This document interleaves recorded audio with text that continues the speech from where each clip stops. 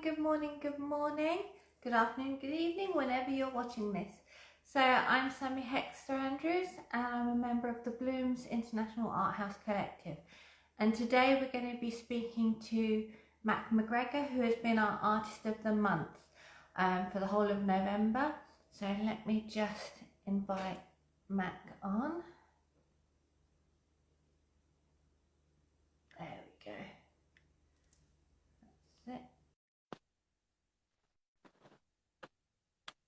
So she should be joining us shortly to let us know how her month as the Bloomz Artist of the Month and a takeover of all our social media pages has gone.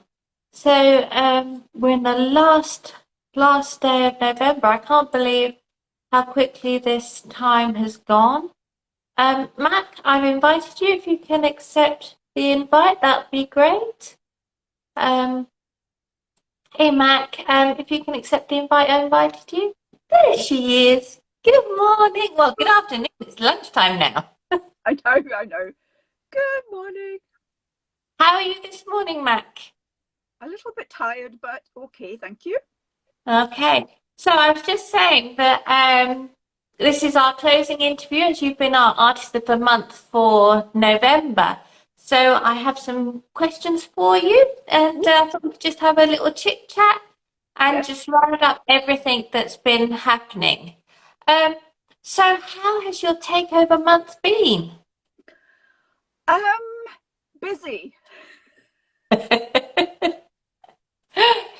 because I launched my other business, which is the Angelic Mirror, in October, and I was trying to combine that with the Bloomz, and I was kind of like with my energy a few times, so I wasn't able to do as much as I would have loved to, but I did what I could. And I think that's all we ever can do, is we can only do what we can. Absolutely. Steve from Wacky Lamp says, good morning, ladies. Good Good morning, morning. Steve. Yeah, I think actually your presence on the page was actually you were always there. You're always doing something. So don't think that you didn't do enough. I think you did absolutely more than enough. Oh, bless her. Thank you. I think I think that's the fear that I need to deal with, is that I'm not doing enough. Hmm.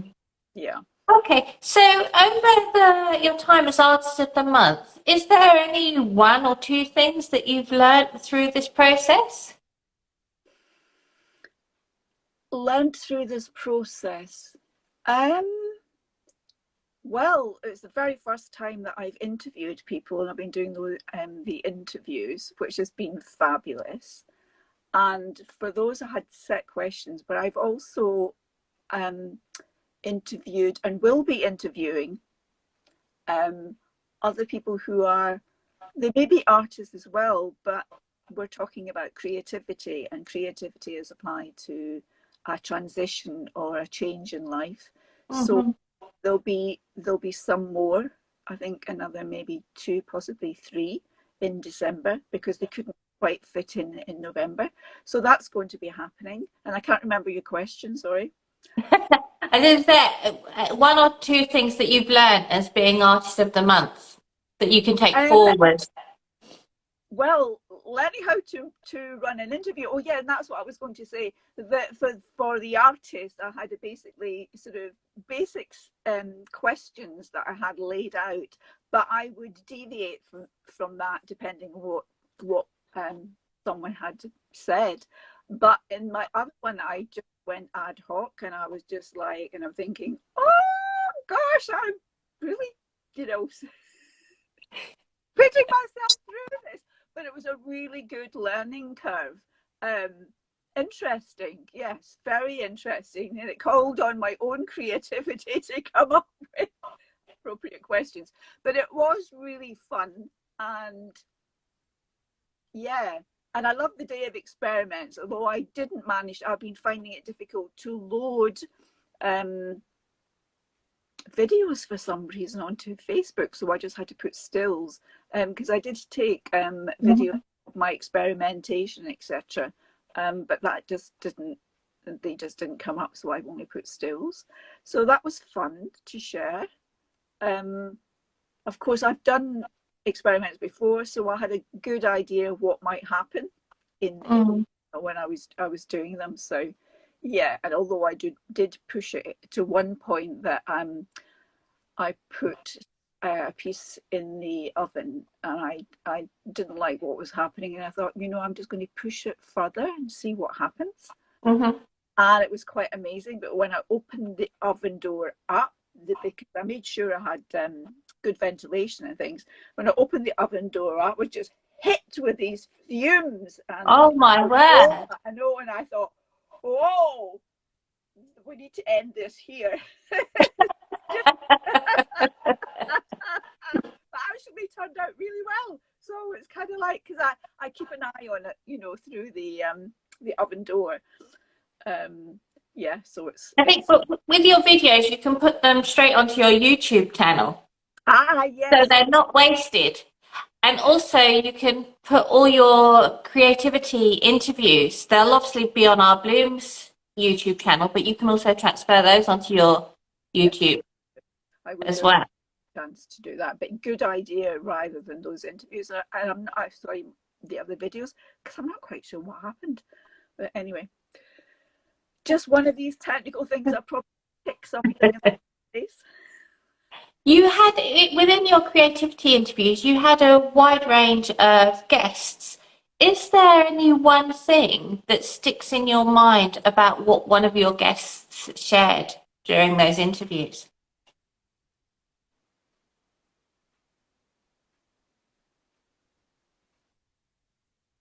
About owning that they are artists. That really warmed my heart, that transition from being a crafter to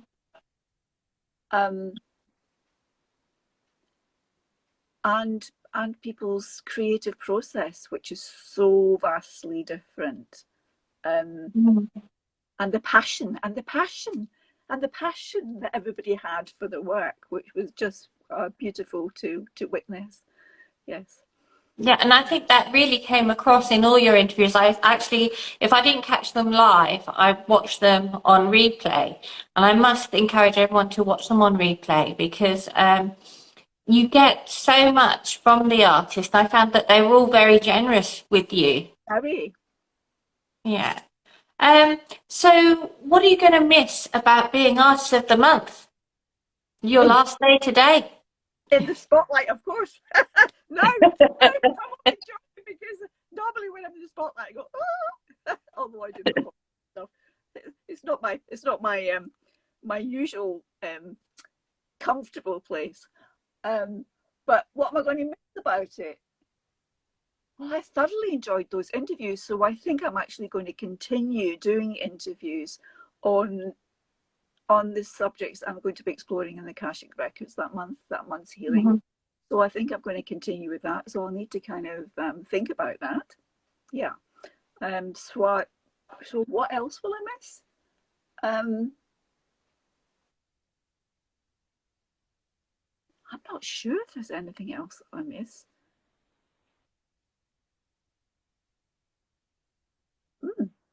Not me pestering you for content then. Steve says that your interviews were very in-depth questions, which really made us think. They were brilliant. Oh, brilliant. Thank you so much, Steve. Much appreciated. Okay, so during your Artist of the Month, you actually did a performance piece of art. Can you just let everyone know about Flames?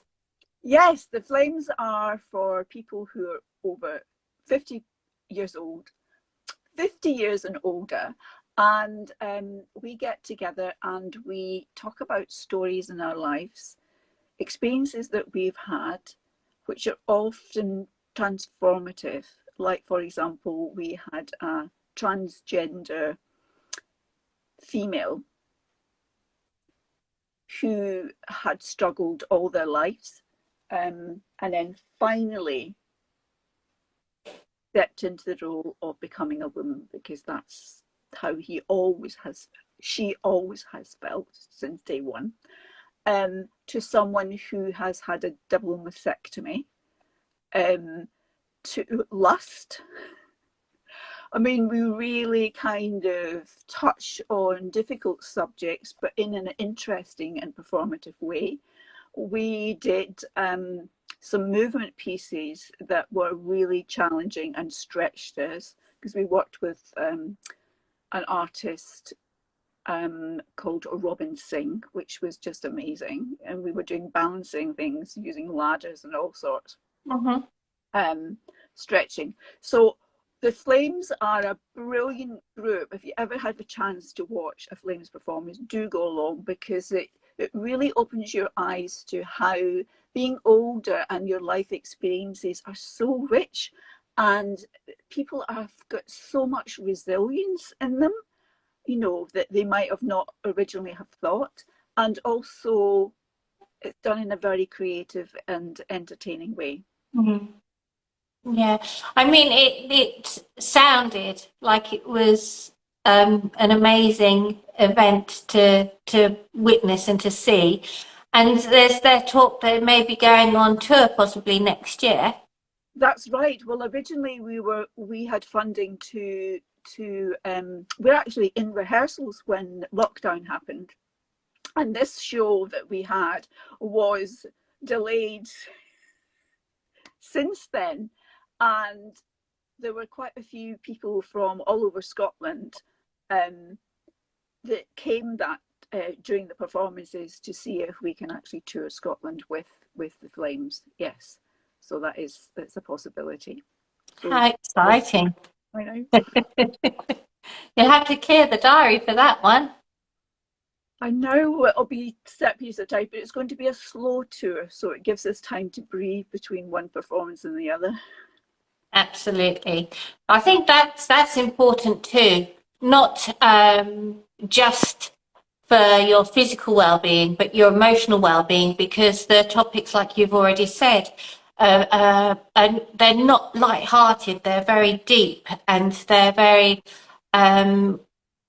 soul encompassing, that as an artist, as a performance artist, you will all need to have that space to actually look back at the work you've just produced, consolidate your learning before you can go on and produce the next show, the next piece.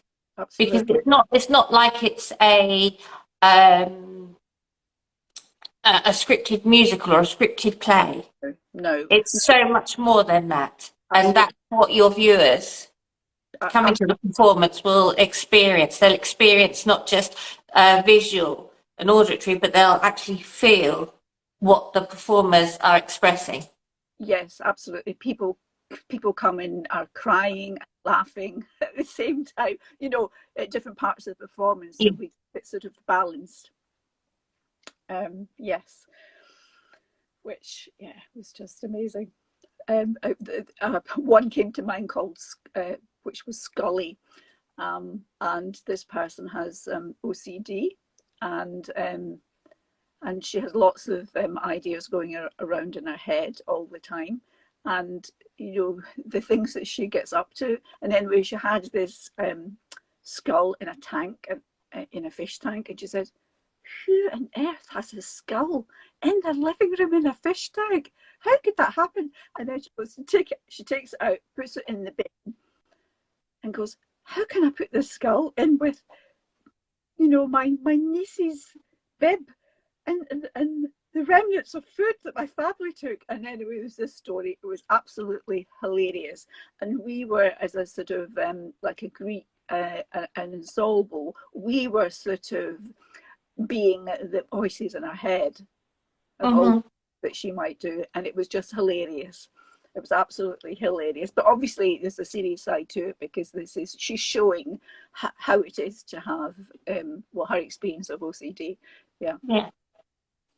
What are your biggest challenges as an artist? You create sculptures out of gum and out of other materials. You're a performance artist. You're an Akashic Records guide. So what do you find are your biggest challenges within those roles separately, but also as the artist complete? Trust. Trust, which I am learning more and more, and I think I've been challenged, and because I've been exploring my spiritual side, that my guides have been kind of pushing that, and stretching it. Like with the chewed gum, sometimes a piece can take a very long time and years to create, and that stretching it, whereas when I did create before, I did it rather quickly. So it's really stretching it and trusting the information that I'm getting, that it'll actually work, have some effect, or have a effect. So I think that's the most difficult part for me, is trust. So with that in mind, are you learning new skills or learning new ways to build that element of trust within yourself? I think doing the spiritual work has really helped. When I do trust it, I get really good feedback from the people I work with. So even if it might sound daft what I'm saying, it's just amazing. I'm just taken aback with it, and that has helped. And I think stretching that trust when I was working with my chewing gum has really helped me with my spiritual work, because it was very much about trust. But it's not an easy thing to do, trusting. Okay, so looking forward, what excites you most about being the artist you are and the artist you're morphing into? That I don't know what it's going to hold, and I love surprises.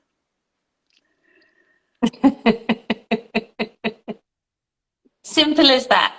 Absolutely, yeah. Because I don't know, it means that anything's possible. And actually, anything is possible, isn't it? If we put our mind to it, or actually if we open our mind to it, rather than focusing, if we open our mind to the possibilities that are available to us as artists within our work, then we're opening not a Pandora's box, but we're opening a box of just sheer joy. Absolutely, and I mean, it is joy, but there's always, if you're doing something new, that kind of, because it is about creativity, and when you're creating something, you're destroying something, taking a leap of faith to land somewhere else that might not work, but you do it anyway. And so is it that it doesn't work, or it's just taking you through the process to get you to where you need to be? Well, I think if it doesn't work, we say what you were wanting to do, but it does work in the sense that whatever you do, you're learning from it.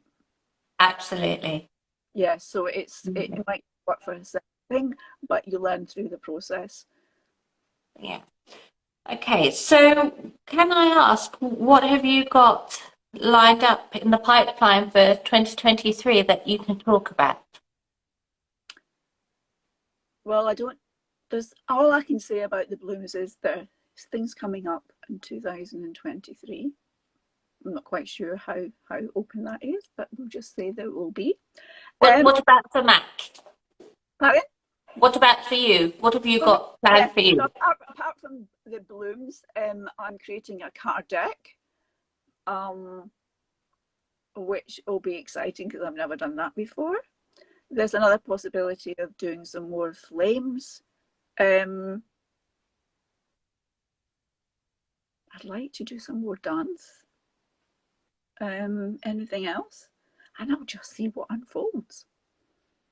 Do you know, Mac, this has only been a 20-minute interview. It feels like we've only been on for 5 minutes.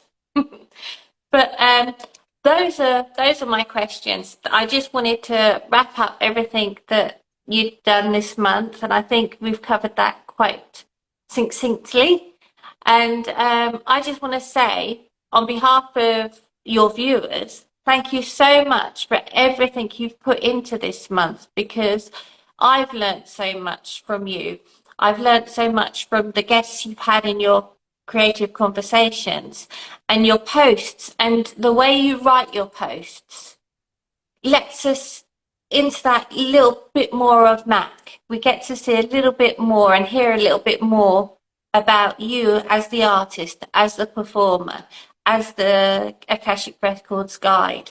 And so I'd just like to say thank you so much for giving us your time this month, because I know it can be quite time consuming. You're having to create and post every day, but just really enjoyed having you as our Artist of the Month. Thank you so much. It was a pleasure to do it. As Steve says, fabulous, fabulous interview. Mac, thanks for a great month. Thanks, Steve. Much appreciated. Okay, so what I will say is, Mac, thank you again for being our Artist of the Month. I've personally had a fabulous time hosting Artist of the Month for 2022. I never thought in my wildest dreams that I would be doing something like this as the shy little flower that I am. And I am. But from tomorrow, all the Bloomz artists from the Bloomz International Art House will be creating an advent calendar. So you will have a different artist for every day of December, and they will all create their own advent calendar posts. And then for 2023, we've got lots of new stuff coming up. We're going to keep it under wraps, aren't we, Mac, for a while? Yes. And everything will be revealed as it comes along for 2023. But as Artist of the Month, Mac, thank you so much. Really enjoyed your company for the month.